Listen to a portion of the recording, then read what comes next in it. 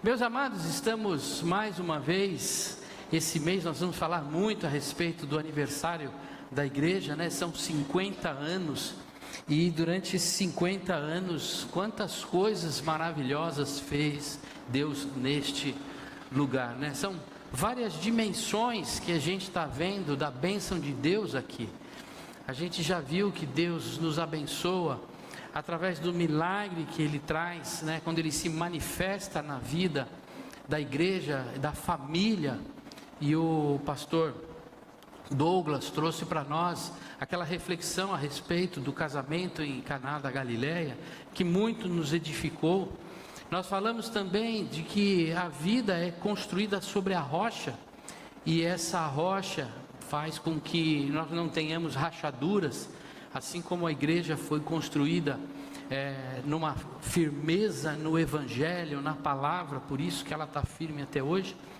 Hoje, mais uma vez, nós vamos ver mais alguma coisa que também edifica a igreja, e que é resultado, né? Consequência, não, é a razão porque essa igreja continua firme até hoje. Talvez alguns irmãos possam olhar para o passado e falar que a igreja no passado tinha 120, 130 membros, e aquele tempo áureo da igreja. Eu digo para vocês, meus irmãos, o tempo áureo da igreja é todo dia, porque tem os irmãos que permanecem firmes. E fazer 50 anos com irmãos firmes, perseverantes na caminhada, isso mostra o quanto a igreja é abençoada por Deus, que o Espírito de Deus está aqui. E desde que eu cheguei no culto hoje foi algo diferente, e eu percebi que o Espírito Santo está agindo. Desde o primeiro louvor, ele vem agindo e vem falando nos nossos corações, mostrando que a gente não está aqui só na razão, né? Friamente, com o coração, olhando só a palavra, mas o Espírito Santo está falando no coração de cada um, testificando, exortando, ensinando, entusiasmando e encorajando. Glória a Deus por isso.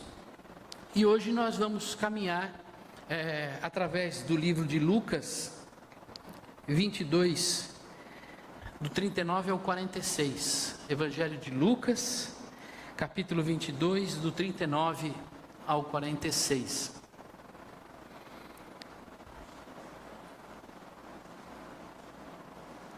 Lucas 22, 39 a 46, essa é a palavra que o Senhor nos separou para nós nessa noite. Se todo mundo já achou, se não achou, está aqui projetado na palavra, mesmo assentados, mas em reverência à palavra.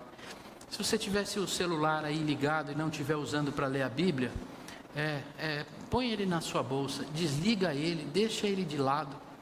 Já devia ter feito isso desde o começo do culto, mas agora de forma mais assertiva, porque o Senhor vai falar conosco através da palavra. E saindo Jesus, foi como de costume para o Monte das Oliveiras, e os discípulos o acompanharam.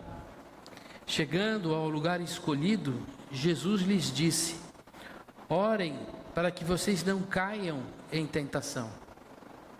Ele, por sua vez, se afastou um pouco e de joelhos orava dizendo: Pai, se quiseres, afasta de mim esse cálice. Contudo, não se faça a minha vontade, e sim a tua. Então lhe apareceu um anjo do céu que o confortava, e estando em agonia orava mais intensamente. E aconteceu que o suor dele se tornou como gotas de sangue caindo sobre a terra. Levantando-se da oração, Jesus foi até onde os discípulos estavam e os encontrou dormindo de tristeza.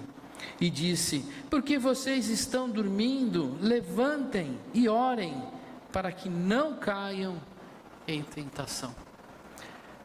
Pai, mais uma vez, entramos em oração diante de Ti, Senhor.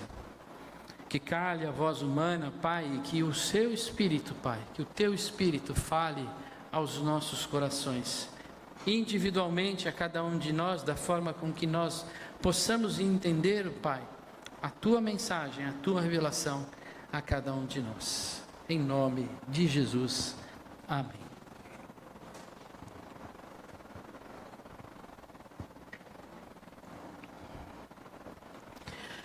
Meus amados, próximo sábado nós estaremos comemorando o jubileu de 50 anos da igreja aqui reunida na Vila IP. E quando a gente olha para essa história, relatada, essa história relatada pela Grace e por tantos outros relatos que a gente tem, a gente vê que nós temos muito a comemorar aqui na nossa caminhada. Porque a gente consegue perceber que essa é uma igreja que se manteve fiel à palavra do Senhor. Muitas vezes na caminhada da vida cotidiana, das pressões do mundo, muda-se a sua caminhada para que se mantenha, como um holofote, como na sua presença, manter os membros e ativo. E muitas vezes se amolda ao mundo, ou melhor, à sociedade, da forma com que ela vem vivenciando, e não persevera na palavra do Senhor. Porque muitas vezes, diante das dificuldades, a gente viu aqui o testemunho da Tatá falando de que ela teve uma paz no coração diante das pressões, da tribulação que ela estava vivendo. Muitas vezes a igreja passa por tribulações tão grandes como essa, e em vez de perseverar em oração, ser fiel a Deus, eles acabam deixando de lado. E a igreja da Vila IP tem se mantido perseverante, fiel nos caminhos do Senhor. E o que nos mostra essa fidelidade? Eu acho que duas coisas são muito importantes que eu vejo nessa igreja. E muitas vezes a gente ouve que presbiteriano não dá permissão ao Espírito Santo de agir e tal. E o que eu posso perceber é que o Espírito Santo tem conduzido sim essa igreja.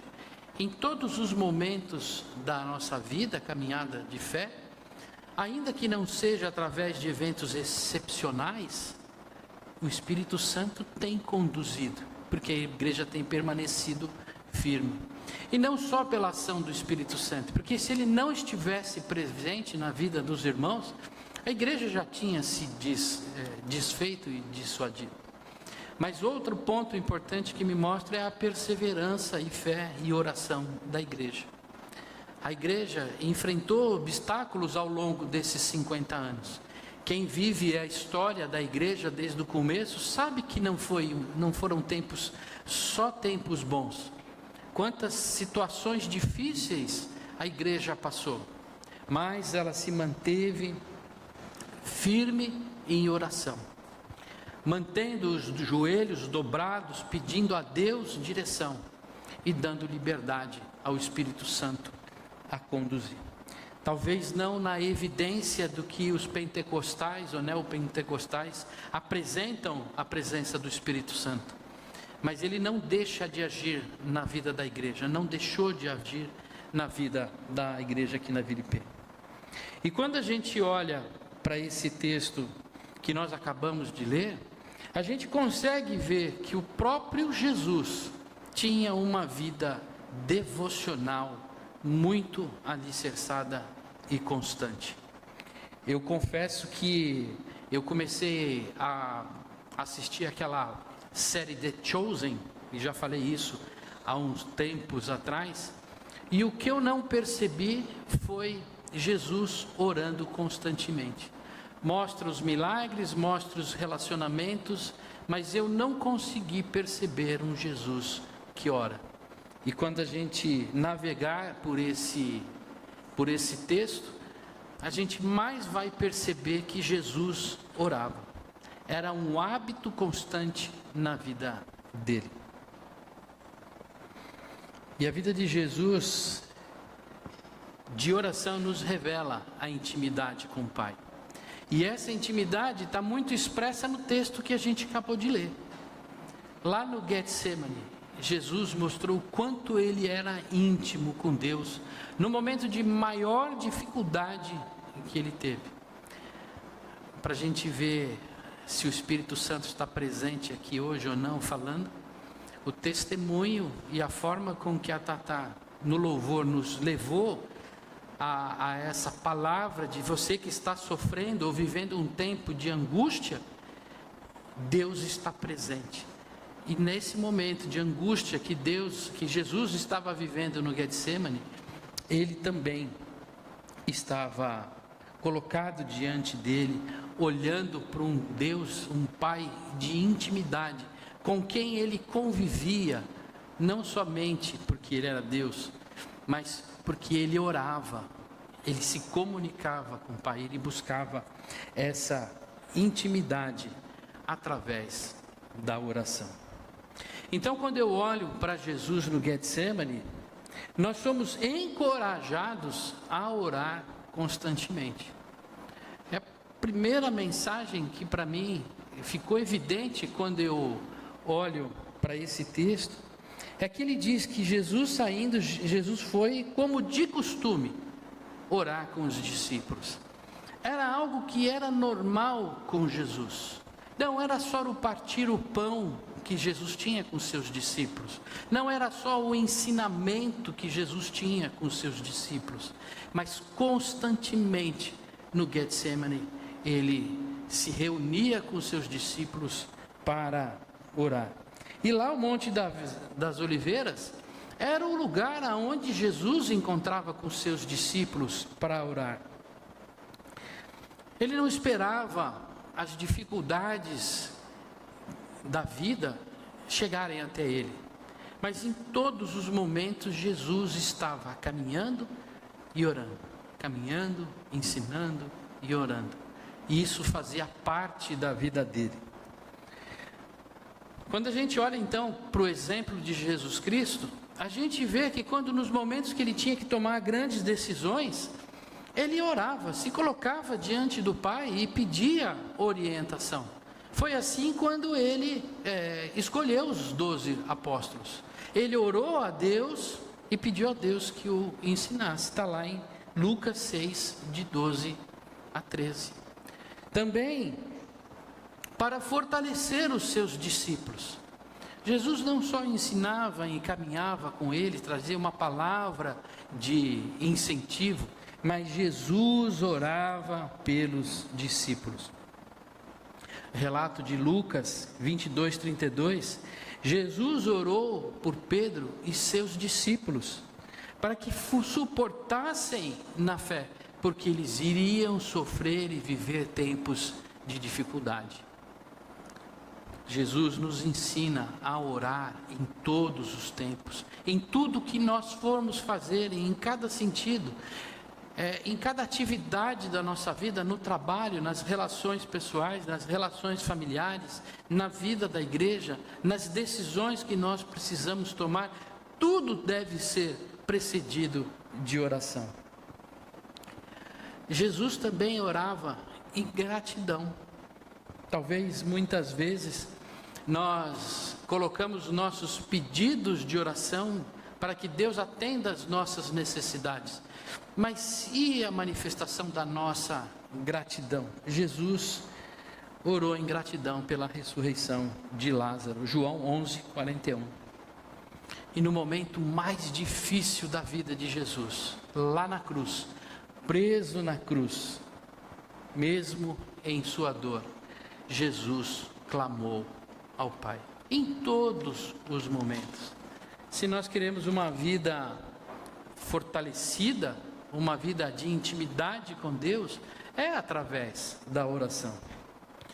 Quando eu olho para Jesus Cristo, eu olho e falo, Jesus é Deus, não há dúvida de que Ele é Deus, mas também não pode ter dúvida de que Ele era homem, e Ele vivia as nossas angústias, Ele vivia as nossas tristezas, Ele vivia os nossos desafios também. E quando a gente olha para Jesus sendo divino, mas também vivendo em oração, nós conseguimos compreender que a nossa condição de homem nos liga à nossa resposta espiritual através da oração. A oração é aquilo que nos liga como o homem material, carne, e o homem espiritual, que é a ação de Deus na nossa vida. Nós precisamos da oração, nós precisamos da liberdade no Espírito Santo, mas nós precisamos também da nossa disciplina na oração. A oração sempre foi pilar dessa igreja, e o convite é para que nos mantenhamos firmes nesta prática, que essa conexão nossa com Deus seja sempre através da oração. Não só a oração individual que nós temos, mas a oração coletiva. A oração que a gente faz toda terça-feira. Talvez para alguns irmãos, o colocar um papelzinho, ele acabe se traduzindo num movimento de ritual religioso. Mas na verdade, quando esse papel é colocado e nós nos reunimos aqui e apresentamos diante de Deus, é o nosso mundo material, nosso mundo físico se relacionando com Deus. O Espírito Santo está presente, Deus está ouvindo, os céus estão se movendo. Não é só um ato religioso, não é somente um papelzinho dentro de uma taça, mas é uma movimentação, e aqueles que estão aqui orando, estamos aqui engajados, orando, sofrendo, sorrindo, glorificando, agradecendo, intercedendo, de coração, porque nós cremos que Deus nos dá a resposta. Que esse legado de oração, que os nossos antepassados vieram trazendo de geração em geração, como relatou a Graça, que nós continuemos vivendo a oração como algo importante na igreja, para que lá no futuro, daqui 50, daqui 100 anos, se o Senhor Jesus não voltar, a gente possa novamente comemorar aqui na frente mais 50 anos, jubileu de 100 anos da igreja, e as pessoas possam falar: a igreja da Vila IP é uma igreja que ora. Aquele povo que vivia lá na igreja naquele ano, eles continuaram em oração, e o Espírito de Deus continuou presente, e o Senhor continuou mantendo a igreja firme no seu caminho. Mas eu quero lembrar, amada igreja, que a oração é para que não caiamos em tentação. O Senhor Jesus fala: orai para que vocês não caiam em tentação. Nós oramos não só para glorificar a Deus, agradecer a Deus, pedir intercessão a Deus, mas nós oramos para que nós não caiamos em tentação. Jesus sabia que os discípulos enfrentariam problemas, eles seriam tentados, e por isso ele falou: meus discípulos, vão lá orar, porque vocês vão passar por tentações. Será que nos dias de hoje, nós também não vivemos e sofremos tentações na nossa vida? Eu não quero aqui olhar pela perspectiva ética ou moral da situação, da tentação, do pecado, né? Do pecado disso, do pecado daquilo, dos 7 pecados capitais. Não é nesse sentido que Jesus está nos chamando. Quando a gente olha através da nossa perspectiva do dia de hoje, o que nós vivemos é uma pressão da vida moderna sobre as nossas vidas. Quando o tempo de hoje, a Ianê estava orando, movida pelo Espírito, orando para que Deus nos traga respostas para uma sociedade tão difícil que nós estamos vivendo. São as pressões da vida moderna que impactam a nossa caminhada. E como que nós somos tentados? Nós somos tentados a não assumir a nossa fé na nossa vida como ela é. Nós nos escondemos com medo de que as pessoas venham dizer, de que nós venhamos a ser reprimidos no nosso trabalho, no nosso contexto, no nosso ambiente, e muitas vezes a gente não expressa a nossa fé. glorificando a Deus com a nossa vida, por causa das pressões. E isso é uma tentação, somos tentados a ficar escondidos e viver a nossa fé a partir da porta da igreja para dentro, e não da porta da igreja para fora. Somos tentados também a relativizar os princípios bíblicos para nos acomodarmos com os tempos modernos. Ah, pastor, mas isso era coisa do passado, isso não se faz mais na igreja. A Bíblia não quer dizer isso. Quantas vezes, quantos princípios bíblicos que nós vamos relativizando para que possamos nos amoldar à nova teologia, ao evangelho, né, ao mundo evangélico atual. E muitas vezes a gente canta algumas músicas e fala, mas o que tem de mais isso? Ou a gente se manifesta de algumas formas e fala, qual o problema? Por que eu vou ser legalista ou conservador? O que nós estamos falando aqui não é uma questão de ser legalista ou conservador, mas é se manter firme ao evangelho e à palavra.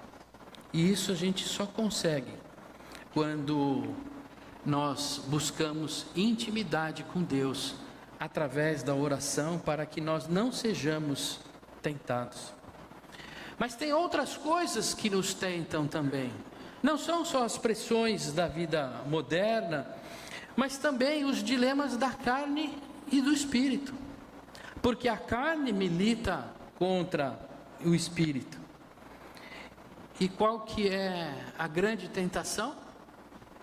Distrações e entretenimento em substituição à vida devocional. Eu leio a palavra ou eu assisto o jogo de futebol?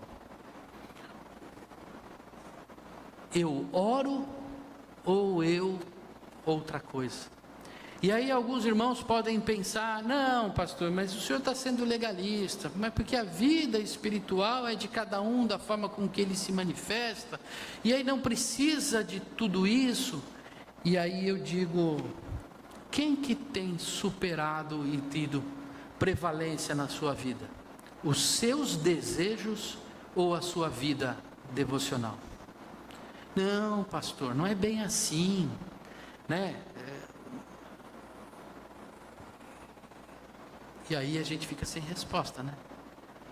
E o que a gente vê é a carne, ou o seu eu, o seu ego, sendo superior à sua devocional.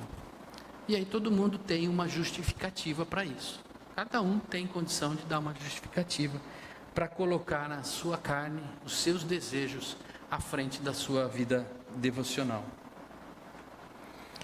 E por fim tem olhando para as tentações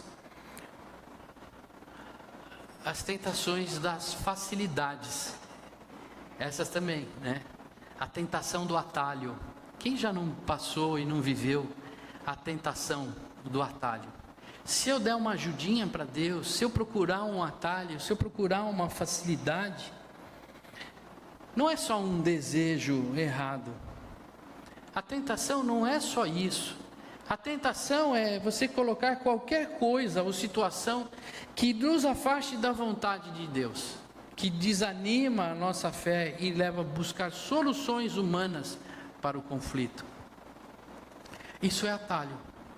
Quando eu digo para Deus, Deus, eu não vou esperar a ação do Senhor, mas eu vou agir para alcançar aquilo que eu quero. E isso é uma tentação. Somos tentados a isso. Mais uma questão que eu queria trazer para os irmãos é que oração tem resposta. Toda a oração tem resposta. Talvez a oração da Tatá, naquele momento de telhado caindo na sua cabeça, qual que é a sua oração? Será que ele me respondeu? Será que a porta vai se abrir? Como é que fica essa questão? Será que Deus nos responde? o Senhor Jesus não orou naquele dia no Getsemane por um rito religioso, mas as suas palavras encontraram um destino.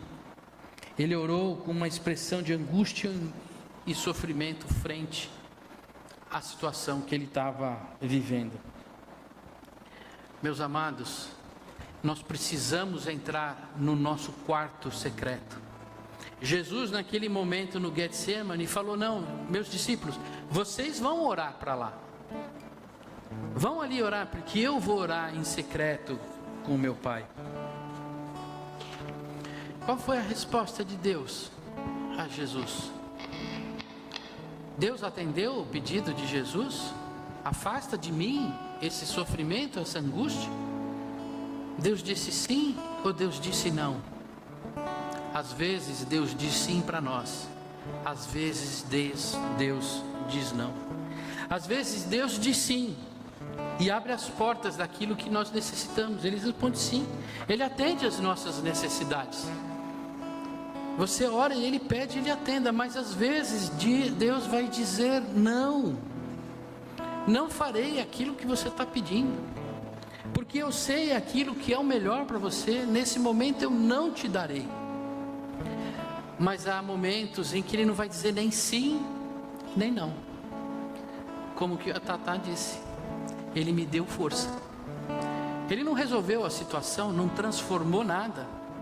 Ele deu a paz que ela precisava naquele coração. Quando a gente ora, Deus responde de uma forma ou de outra. Ele é um Pai querido que está com os ouvidos atentos à nossa oração, ao nosso sofrimento, àquilo que nós estamos vivendo. Deus responde a nossa oração.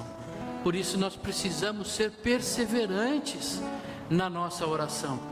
Porque se a gente já desistir com sim, se a gente desistir com não, se a gente desistir e não perceber o Senhor cuidando de nós, nós precisamos perseverar em oração. O Senhor Jesus, então está relatado aqui, está relatado no livro de Mateus. O Senhor Jesus por 3 vezes voltou a orar. Ele começou a orar, chamou a atenção dos discípulos, foi orar, voltou, chamou a atenção dos discípulos, voltou a orar, e pela 3ª vez, Jesus foi e se manteve firme, perseverante na oração. A oração não pode ser algo passageira, tem que ser constante, firme, perseverante na caminhada. Pode parecer às vezes que o Senhor está demorando a responder. A gente ora. Tem orações, meus irmãos e minhas irmãs, que eu faço há 30 anos. Pastor, você continua orando pela mesma coisa há 30 anos? Eu tenho certeza que Deus vai me ouvir um dia, mas eu vou continuar perseverante. A minha esposa sabe o que é. Eu não vou desistir dessa oração, porque o Senhor me ensinou a orar. Ainda que meus olhos não enxerguem, ainda que o tempo passe, o Senhor é o dono do tempo. Nós vamos manter a oração. Há ocasiões também que parece que a luta é tão grande, maior do que aquilo que a gente está orando. Aquela dificuldade é tão grande, a gente ora, mas a gente vê situações. Nós conhecemos orações que são colocadas aqui, que a gente fala: misericórdia, Deus, que luta que está vivendo. Parece que não vamos vencer, mas ora, Deus é o dono da prata e do ouro. Deus é o Criador do universo, tudo está em suas mãos. O que pode ser maior? A sua necessidade pode ser maior do que Deus possa resolver? E muitas vezes a gente se sente sozinho, e isso é uma tentação que nos faz desanimar, porque a gente ora e acha que está sozinho, que Deus não está nos ouvindo. Deus está conosco todos os dias das nossas vidas. Ele disse: não vos deixarei só, mas o Espírito Santo está com vocês. O Espírito Santo está na sua vida. Você não está sozinho. Continue em oração, perseverem em oração, porque Ele está do seu lado, te fortalecendo, te consolando. Em todos os momentos, o Senhor Jesus e o Espírito Santo nos encoraja a perseverarmos em oração. Quando eu olho para o Getsemane, eu vejo isso, que a gente permaneça firme em oração. Deus vai nos ouvir. Pode orar que Ele vai responder, mas busque intimidade com o Pai, para que você ouça e perceba a resposta dEle na sua vida. O Senhor vai responder a sua oração. Amém? Vamos cantar a oração.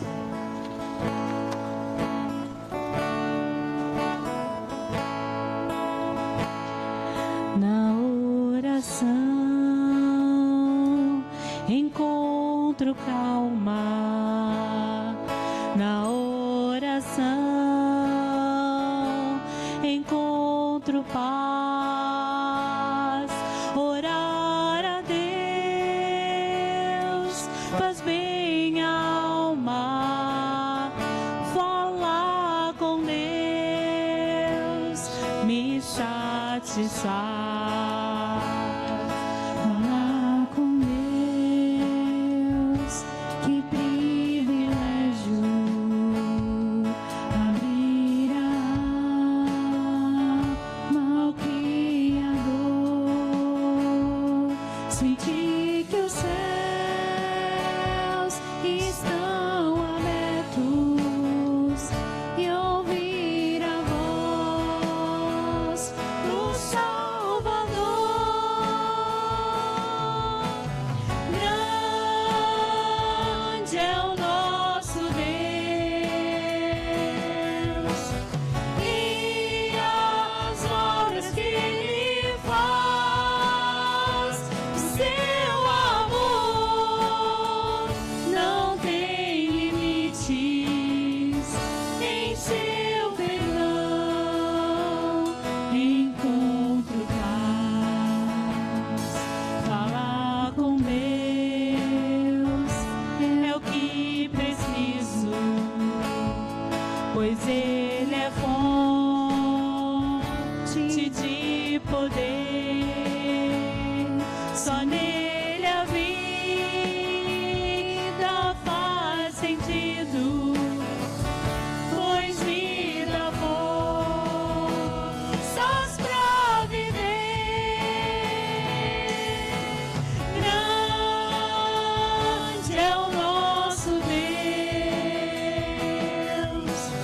e as obras que Ele faz. O seu amor não tem limites. Em seu perdão encontro paz.